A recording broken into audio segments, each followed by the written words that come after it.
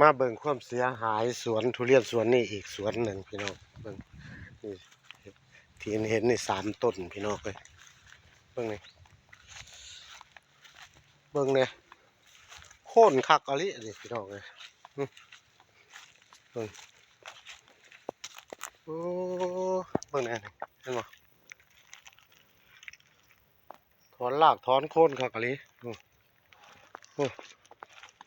เดี๋ยวจะไปเบิ่งต้นนั่นปีหวังแล้ว180 ลูกคนเลยพี่น้องเบิ่งในต้นนี่ก็ได้โอ้ย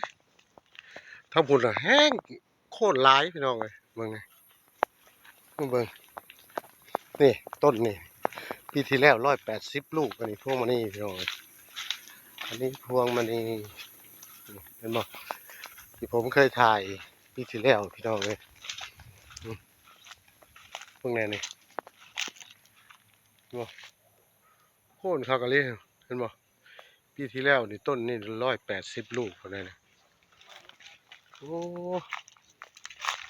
ลึกเลยอะไร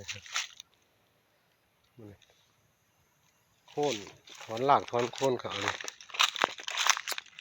เบิ่งลมแห้งนะครับพี่น้องเลยเป็นตาเสียดายครับนี่ก็อีกสวนหนึ่งอันนี้สวนตัวนี้สามต้นแต่ฟังทั้งพวกนั้นหลายพี่น้องเลยเป็น10 กว่าต้น20 ต้นพวกเราพี่น้องมีแต่ต้นใหญ่ๆแบบนี้แหละแล้วว่างเดี๋ยวจะไปถ่ายให้เบิ่งพี่น้องวันนี้ก็ประมาณนี้พี่น้องเลยถ่ายความเสียหายของสวนทุเรียนที่นี่ตำบลมะขามอำเภอมะขามจังหวัดจันทบุรีครับพี่น้องตรงไหนโอ้ยพายุเดือนสิงหานี่พี่น้องเลย